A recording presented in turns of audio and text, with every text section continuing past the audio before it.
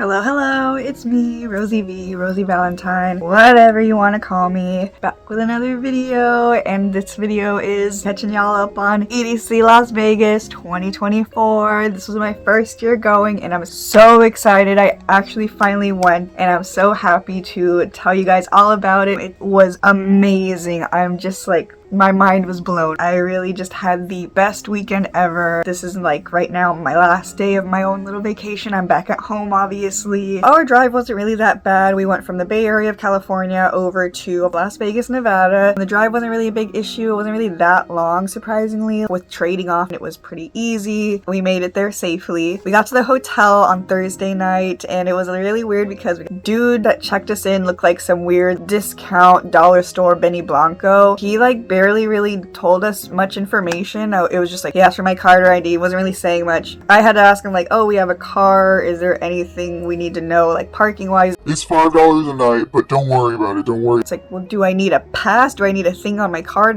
so nobody tows it or whatever? I don't know, but he didn't really say much after that. He just told us don't worry about it, so I wasn't gonna worry about it. He didn't even tell us what room number we had. Most hotels have a little booklet thing that they'll put the room keys in. He wrote the number only in there, and he gave it to us, and we just went to go unload the car because we were just tired. We wanted to check in. I didn't think about it, but once I realized he didn't say you're in this room, it's that way, you know, down that way, whatever the instructions were, which is usually what I get at hotels. He's just like dead silent, barely says a word to us unless we specifically asked him something. Swear to God, 203. We unload everything. We go over to our room. I put the key in and I still just noticed that the door was a little open, so I was able to just push it open. I was like, okay, weird. Maybe that's because they're expecting us right now. I don't know. Maybe also just assumed that's just how the door looked and the key just worked. So we went in, put our stuff down, used the bathroom because obviously after like an 8-hour drive, you're gonna need the bathroom when you get to where you're going. My boyfriend goes to get some ice. He brings his card key, but then like I hear that he's having issues with it. And so I go over there, open it for him, and he's telling me it's not working. The thing the guy at the front desk did say was do not put your phones or anything magnetic close to the key card because it'll erase it and then it won't work. So it's like, well, we had tried to avoid it. We didn't put it close to our phones and it's not working. We just assumed the place was that cheap or some shit because we've never heard of that for hotel key cards. I was like, well, let me show you. I went out there with my card, shut the door, and then my key was not working. All of our stuff is inside. The TV is on. I've got no shoes on. We went over to the front desk. He's like looking at the computer, goes, What room? You're not in that room, you're in 230.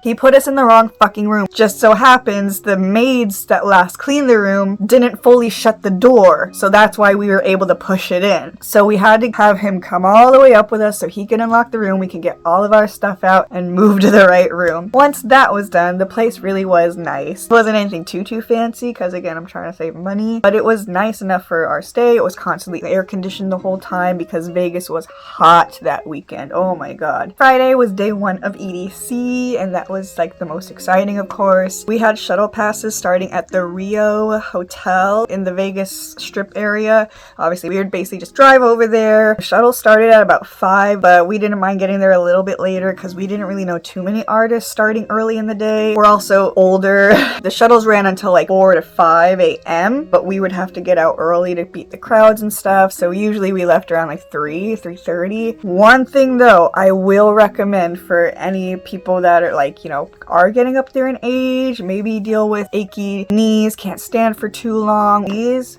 were a lifesaver. They collapse.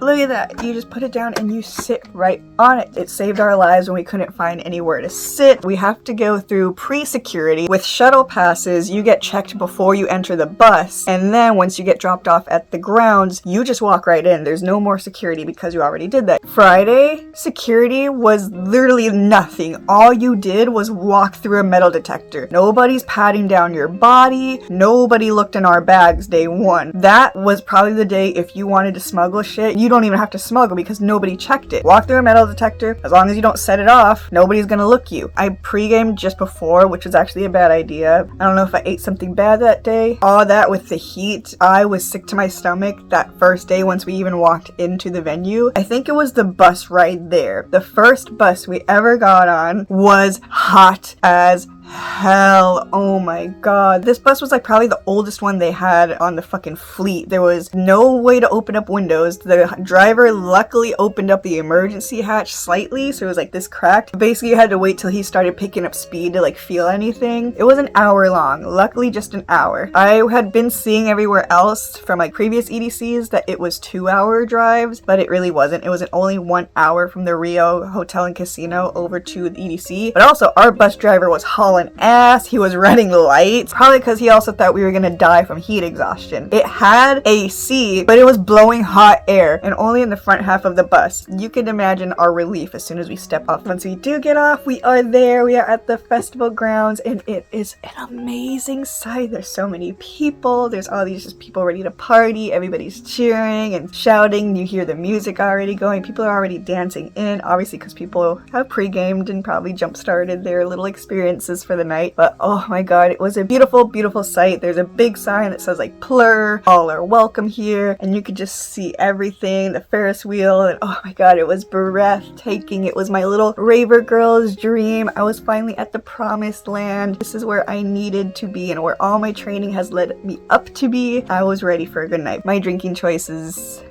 drinking, eating, whatever choice for that day fucked up my stomach. I didn't even drink that heavily. I had 3 shots, so I think it was like the heat. Every half hour I was probably throwing up from like the minute we got there, like 7:30 to like midnight. So for like 4 hours or so I was in and out of the bathroom just to throw up, and it sucked. I couldn't even keep water down. If I took a sip of water, as much as I wanted to chug it, I could not keep that shit down. We were at the bathrooms that were close to Kinetic, like the main stage, and so I heard Subtronics like during his like little classical music, doot doot doot doot kind of a thing. Otherwise, I'm like throwing up and kind of like, yeah, let's go.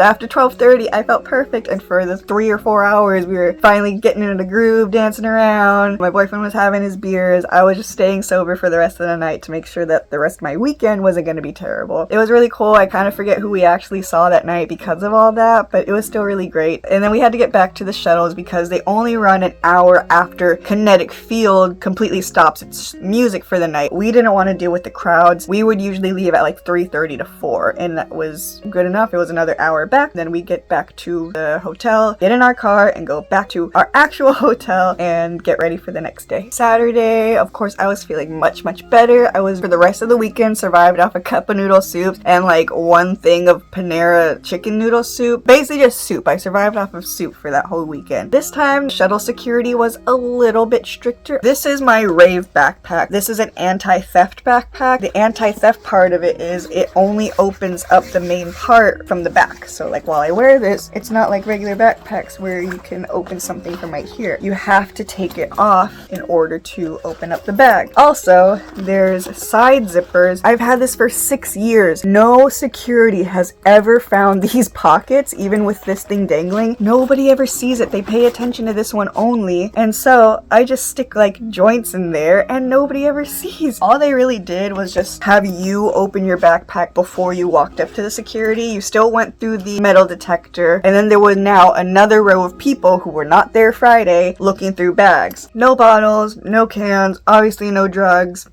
Obviously, you gotta get smart. Even this, I was still skeptic, like what if they were really thoroughly searching? So it's kind of deep. I only brought like 1 tube of a pre-roll. I put it in there with a lighter, and then I put hand sanitizer on top, and all you saw was a hand sanitizer. If they opened it. They just still did not open the sides. First guy on Saturday, I opened it up like this. He saw the rip here. It did rip within the first year I had it. I never put anything in there though, because I know it looks sketchy when you first see it. And that was the first thing he did, was like, but then he just looked at it and he goes, You're not bringing weed in here, are you? Nope. You promise? Do I look like I smoke weed? Okay, I believe you. As long as you literally just look innocent enough or are sober enough to communicate with this man, and he's gonna believe you. My boyfriend was also able to smuggle in beer still, because he has a specific backpack I don't really know exactly where from. It has like these little secret compartments he could kind of put stuff behind other things, and he brought in 2 bottles of beer. I think he said his guy may have seen it but kind of just dismissed it anyway. That was pretty much it for that security that day. Another hour shuttle ride, getting over there. This time our bus was so much better. every other experience, we had a really well air-conditioned bus. Everybody was just in the best spirits for day 2. Ooh, this was when I really wanted to see Subtronics back-to-back level up with his wife, Mommy and Daddy. They are my 2 favorites also. This is their first set married. That was just gonna be like a mind-blowing thing, so I had to see that. That was my main mission for day 2. We wanted to see Dioro, but unfortunately my boyfriend needed the bathroom at that set. We only caught the first like 10 to 15 minutes. When you're dancing the night with Molly, sometimes you gotta go to the bathroom a few times. The crowd was a little crazy. I can't remember other conflicting main artists people wanted to see, but there was a point where there was a lot of heavy traffic where we were kind of tightly squished trying to squeeze through. Bathrooms were getting a little bit more hectic. First day, no issues with the toilets, always well stocked with toilet paper. Day 2, this was where we were seeing a little bit more of toilet paper running out. People were pissing on the floors or clogging stuff, so it's like, ooh. We didn't go on any rides, but those look really cool. There's long lines, and I don't want to spend most of my time in a line for a ride. We only really drank waters. I didn't eat anything there. The food was kind of expensive. My boyfriend had like some honey sriracha chicken and rice bowl, which he said was really good, but it was like 20 bucks. The fireworks were fucking amazing. We were just having such a blast dancing the night away. Met some really chill people, traded candy, got some little trinkets. Oh, I wish I had them out, but I got like a cute squishy little dinosaur. I got sprouted for the first time. I bought this Mitsuri Perler. She's so pretty. Saw some really cool totems and whatnot. And then of course that night ends. We go back to the shuttle and we are getting ready for day 3. Our final night, they were still a little bit strict with the bag checking, but this guy didn't ask me if I was bringing drugs in this time. He just kind of took a quick peek and that's it. You see hella people, as soon as they pass security, whatever they smuggled in, you just see them pull it right back out with any disregard of what's going on. Got checked by security. We're supposed to throw that stuff away, but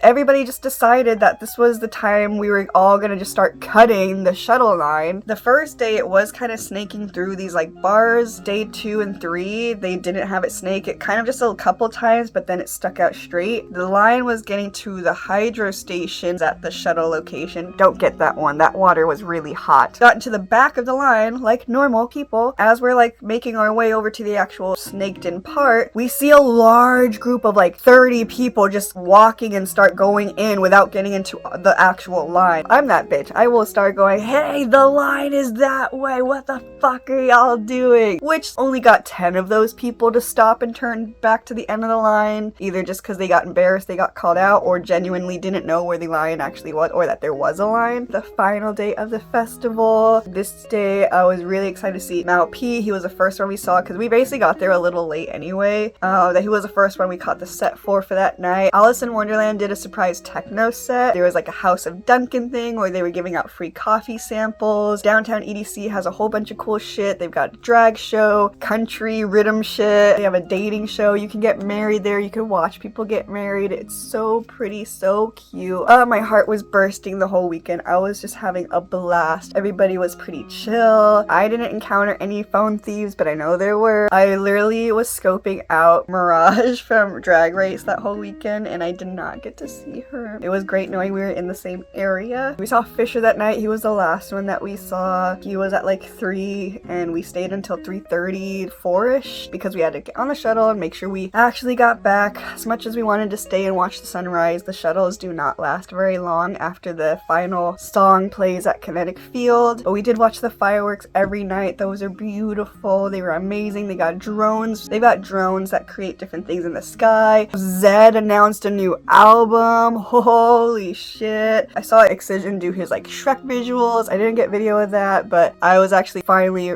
so happy to experience the Shrek visuals. Oh, that whole weekend was just one big happy thing for me. It finally came to an end that day after we heard Fisher, got on the bus one final time, and we got dropped off at the Rio Hotel for one final time. And Monday we had that last day to chill. As much as everybody usually travels back on Monday, like the airport must have been crazy. I've seen videos of that. Traffic and shit, not dealing with that. So we left Tuesday. Monday we just chilled during the day, and then we at night went to check out actual Las Vegas Strip, gamble a little bit, get some drinks in, and have some fun. And it was because my first time in Vegas, so of course I got to check out all that. I really hope I get to go back either next year or sometime in the future. I saw where the live drag race shows are held, but there's not really any queens that I want to see during that show right now, so I didn't get any tickets. I'm really sad that now I'm back to reality. That's about it for my whole first experience with EDC, and I'm really hoping again that I get to go back. If you guys were there, let me know what your favorite part of the whole weekend was. Subscribe to my YouTube, and thank you for the views, anyone past, present, or future. I really appreciate it, and I hope to see you guys soon in my next video. Bye.